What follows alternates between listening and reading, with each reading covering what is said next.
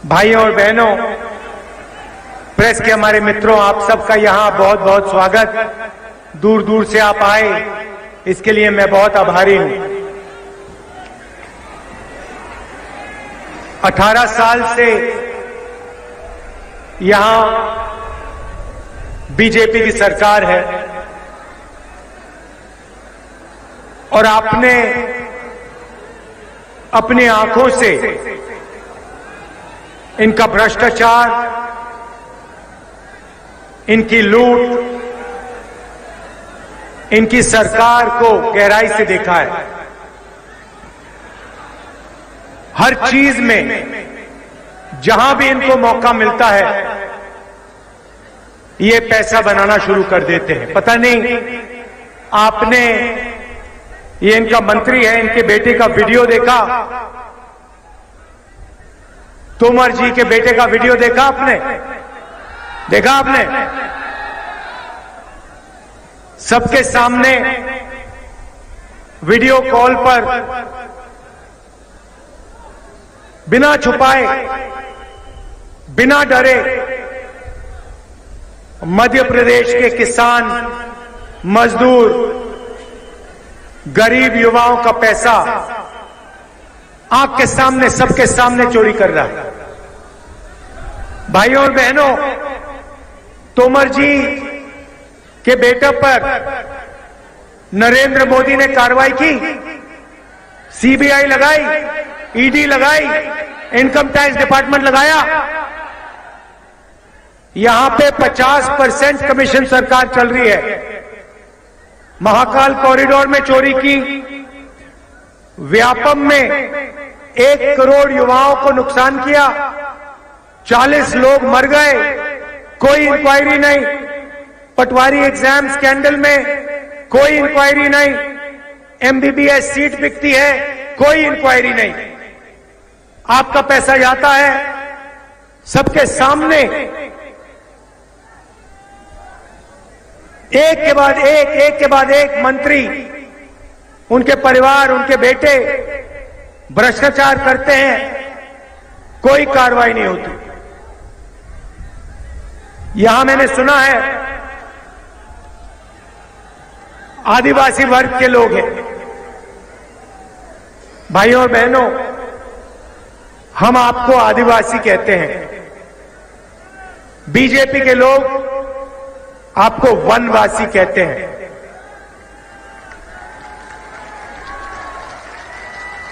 वनवासी में और आदिवासी शब्द में बहुत फर्क है। भाइयों और बहनों, आदिवासी शब्द का मतलब वो लोग जो इस जमीन के पहले मालिक थे, मतलब सबसे पहले, जिसको हम भारत माता कहते हैं। इसका जल, इसकी जमीन, इसका जंगल सबसे पहले आदिवासियों का था, आपका था। ये आदिवासी शब्द का मतलब है। अगर हम आपको आदिवासी कहते हैं तो हमें आपको जमीन का अधिकार, जल और जंगल का अधिकार देना पड़ता है। और कांग्रेस पार्टी ने शुरुआत से आदिवासियों के लिए यह काम किया है। हमारी सरकार थी, हम पैसा कानून लाए, जमीन अधिकरण बिल लाए, मनरेगा कानून लाए, भोजन का अधिकार का कानून लाए, क्योंकि हम इस बात को मानते हैं कि आदिवासी लोग हिंदुस्तान के पहले और असली मालिक थे। भाइयों और बहनों, वनवासी का कोई और मतलब है। वनवासी का मतलब वो लोग जो जंगल में रहते हैं। हम आपको आदिवासी कहते हैं। हम कहते हैं कि जल, जंगल और जमीन के पहले मालिक आप लोग हो, और बीजेपी आपको वनवासी कहती है। वनवासी क्यों कहती है, मैं आपको आज बताने आया हूं। भाइयों और बहनों, आपने कभी बीजेपी के किसी नेता को किसी जानवर पर पेशाब करते हुए देखा है? नहीं देखा। मगर आपने बीजेपी के नेताओं को आदिवासी युवक पर पेशाब करते हुए देखा है? हां या ना?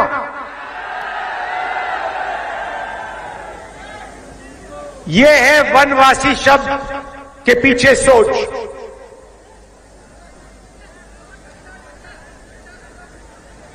पहली बार मैंने एक वीडियो देखा जो आप सब ने देखा होगा। एक आदिवासी युवक खड़ा है, बीजेपी के नेता उस पर पेशाब कर रहा है और उसके बाद वीडियो को वायरल किया जाता है। पूरे प्रदेश में, पूरे देश में फैलाया जाता है। ये बीजेपी की सोच है। ये वनवासी शब्द के पीछे सोच है। वनवासी का मतलब आदिवासियों को कोई अधिकार ना मिलना चाहिए। वनवासी का मतलब आदिवासी जंगल में रहें और जंगल से बाहर ना आए।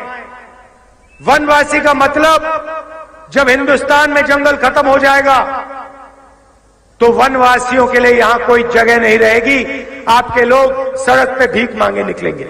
यह है वनवासी के पीछे सोच।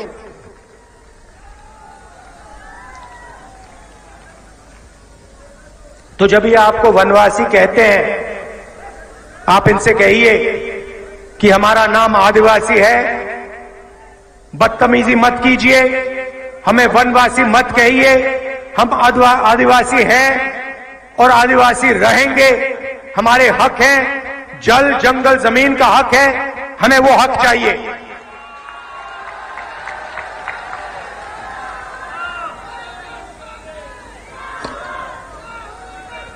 भाइयों और बहनों, जहां भी बीजेपी के नेता जाते हैं, भाषण करते हैं, वो कहते हैं कि सबको हिंदी बोलनी चाहिए, हिंदी पढ़नी चाहिए, अंग्रेजी नहीं बोलनी चाहिए, अंग्रेजी नहीं पढ़नी चाहिए।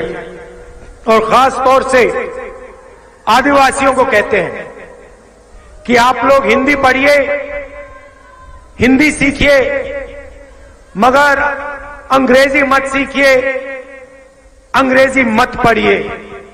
भाइयों और बहनों, आप जानते हो इसके पीछे इनकी सोच क्या है। आप किसी भी बीजेपी के नेता से पूछिए, अगली बार आपके पास आएंगे पूछना, आप हमें कहते हो कि हमें हिंदी बोलनी चाहिए, अंग्रेजी नहीं सीखनी चाहिए, अंग्रेजी नहीं बोलनी चाहिए।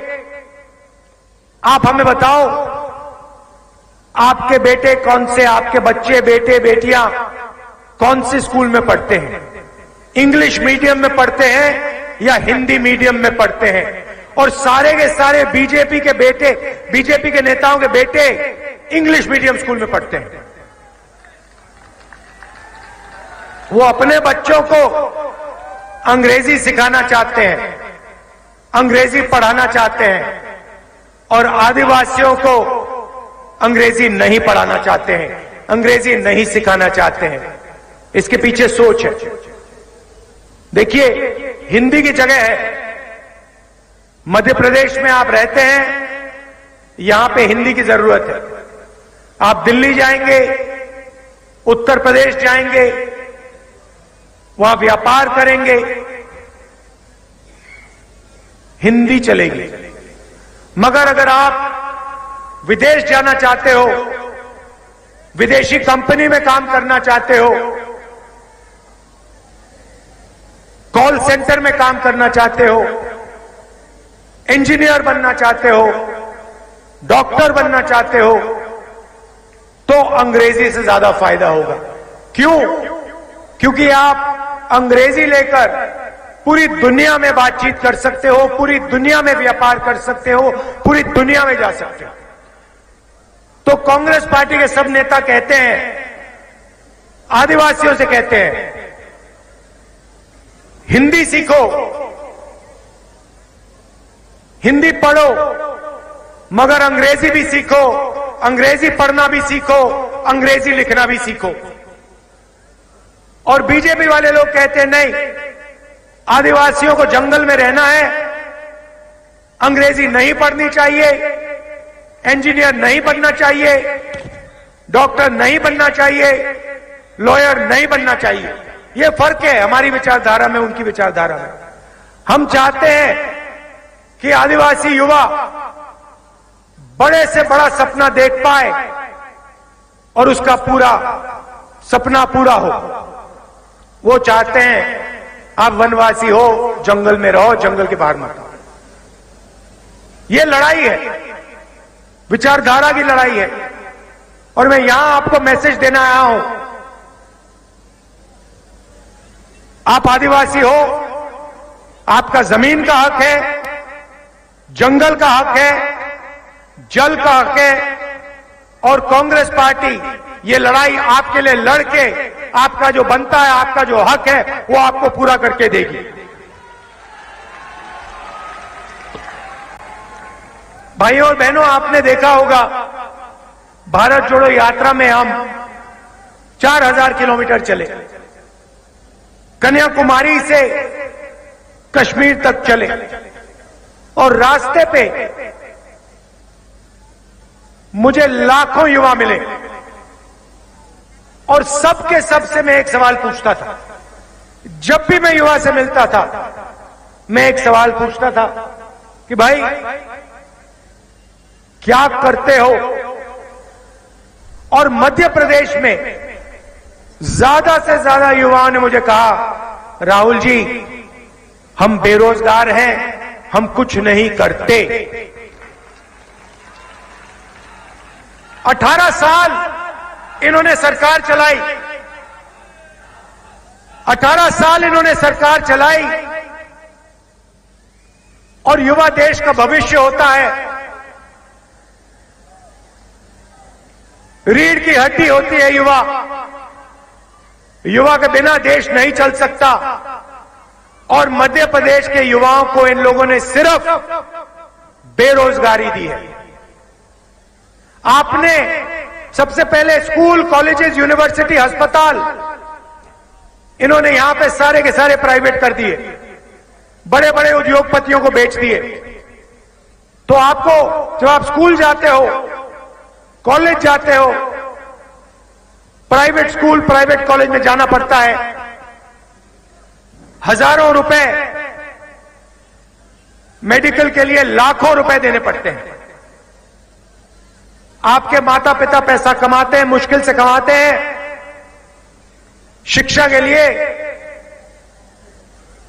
पैसा देते हैं, युवा खर्च करता है, कॉलेज की डिग्री ले लेता है, इंजीनियरिंग डिग्री ले लेता है, मेडिकल डिग्री ले लेता है, और फिर मध्य प्रदेश में उसको रोजगार नहीं मिलता।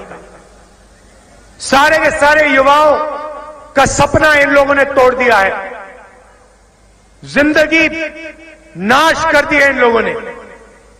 लंबे लंबे भाषण देते हैं। देखिए, मैं अभी आपको पूछता हूं, अभी पता लग जाएगा। यहां पे बहुत सारे युवा हैं, यहां पे बेरोजगार युवा, हाथ उठा के दिखाओ मुझे। ये देखो, आधी भीड़ बेरोजगार है। ये शिवराज चौहान जी और नरेंद्र मोदी जी की देन है। इनकी सरकार सिर्फ अरबपतियों के लिए काम करती है। अदानी जी का आपने नाम सुना होगा, सुना है?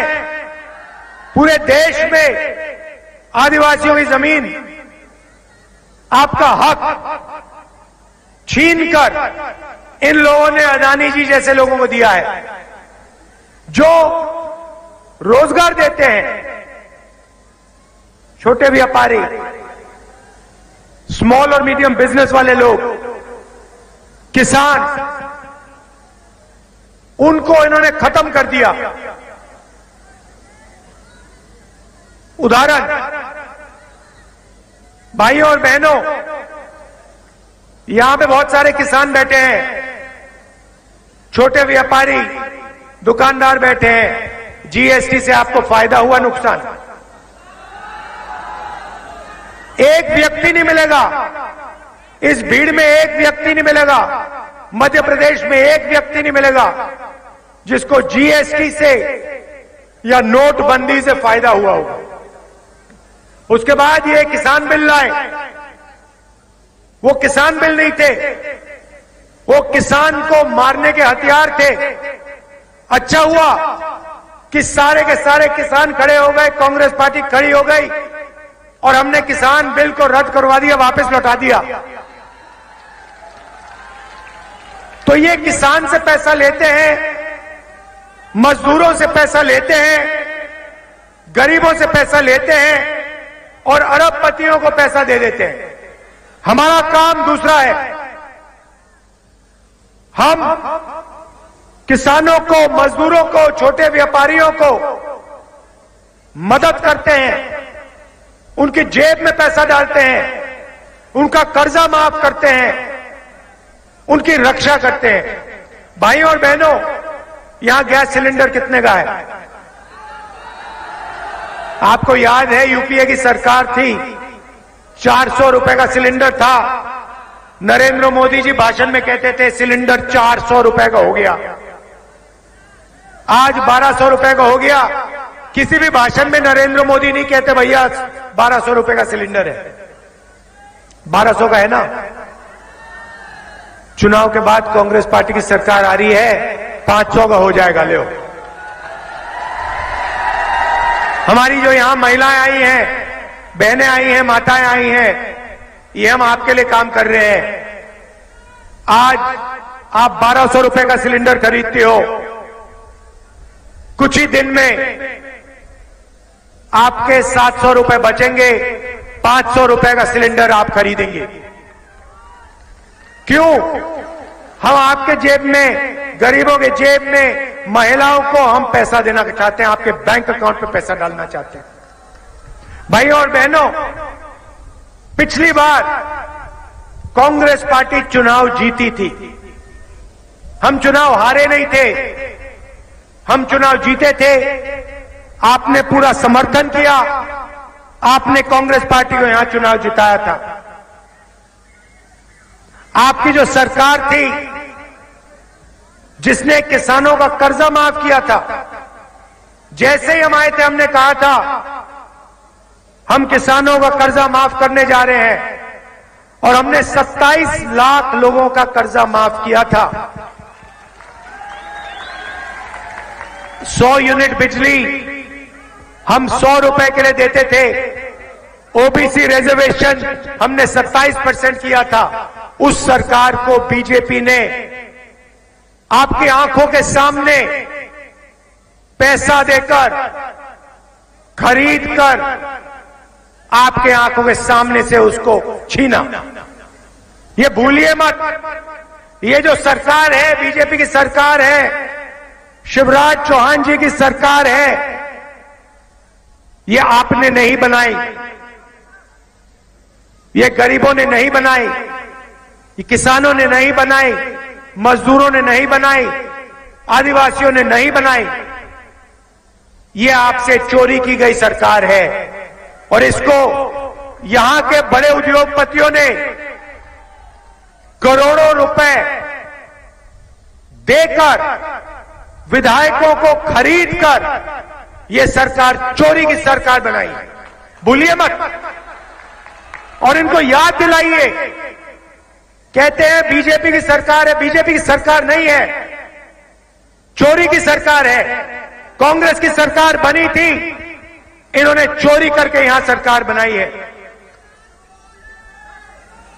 और इस बार मोदी जी आए हैं, मजाक है। पिछली मीटिंग में मुझे कहा गया मोदी जी आए, कहते हैं हमने एक डिस्ट्रिक्ट में 500 कारखाने खोल दिए, मध्य प्रदेश में एक कारखाना इन्होंने नहीं खोला। यहां पे पास में छत्तीसगढ़ है, बॉर्डर पे पड़ता है, वहां हमारी सरकार है।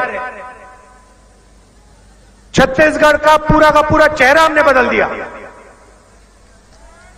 मैं बताता हूं वहां क्या किया हमने। हमारे चीफ मिनिस्टर ने, हमारे नेताओं ने कहा कि हर डिस्ट्रिक्ट में जो भी वहां पे उगाते हैं, कहीं आम उगाते हैं, कहीं इमली, जो भी डिस्ट्रिक्ट में उगता है, उसके लिए डिस्ट्रिक्ट में ही एक फूड प्रोसेसिंग का यूनिट लगेगा। जहां टमाटर उगाते हैं वहां पे टमाटो केचप बनाने की फैक्ट्री, जहां आलू उगाते हैं वहां पोटैटो चिप्स की फैक्ट्री, जहां नींबू है वहां अचार की फैक्ट्री, हमने पूरे प्रदेश में जाल बिछा दिया है। छत्तीसगढ़ में किसान अपना माल, अपनी सब्जी सीधा जाके फैक्ट्री में बेचता है, सही दाम मिलता है उसे। धान के लिए सबसे ज्यादा पैसा हिंदुस्तान में छत्तीसगढ़ में मिलता है।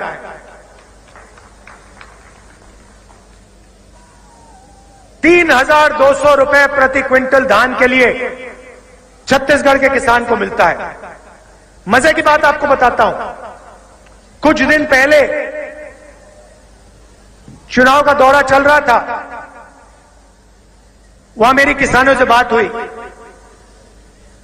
मैंने उनसे पूछा, भैया, एक किसान था, मैंने उससे पूछा, भैया आपका जो खेत है कितने का है ये खेत? बेचोगे तो कितने पैसे मिलेंगे? किसान मुझे कहता है, पहली बार मैंने सुना, किसान मुझे कहता मैं नहीं जानता। मैंने कहा तुम कैसे किसान हो, तुम अपने खेत की कीमत नहीं जानते? कहता है, राहुल जी हमें यहां पे ₹3,200 मिलता है धान के लिए। मैं इस खेत को कभी बेचने वाला नहीं हूं, जिंदगी भर नहीं बेचूंगा इस खेत को, ये मेरी मां है। छत्तीसगढ़ की सरकार ने मुझे इतना पैसा दिया, जो कर्जा था, जो बीजेपी के समय कर्जा था, वो उतर गया। मैं इस खेत को बेचना नहीं चाहता हूं, मुझे नहीं मालूम कितने का है ये खेत। देखिए कितनी कमाल की बात बोली उसने। यहां पे आपके किसान कर्जे के नीचे दबे हुए हैं। भाइयों और बहनों, 18,000 किसानों ने मध्य प्रदेश में आत्महत्या की है। 18,000। हर साल एक लिस्ट निकलती है, हजारों किसान मध्य प्रदेश में जो आत्महत्या करते हैं। हम ये सब बंद करवाना चाहते हैं। जो हमने छत्तीसगढ़ में किया, जो फूड पार्क हमने छत्तीसगढ़ में खोले, जो फूड प्रोसेसिंग यूनिट हमने छत्तीसगढ़ में खोले, हम यहां पे खोलने जा रहे हैं।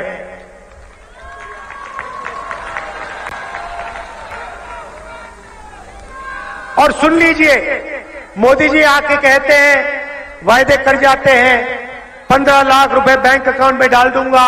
सच था झूठ था? नोटबंदी से काला धन मिट जाएगा, सच था झूठ था?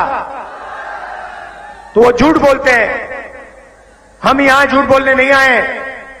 जो हम स्टेट से कहते हैं हम कर देते हैं। पिछली बार हमने कहा था कर्जा माफ होगा, कर्जा माफ हुआ।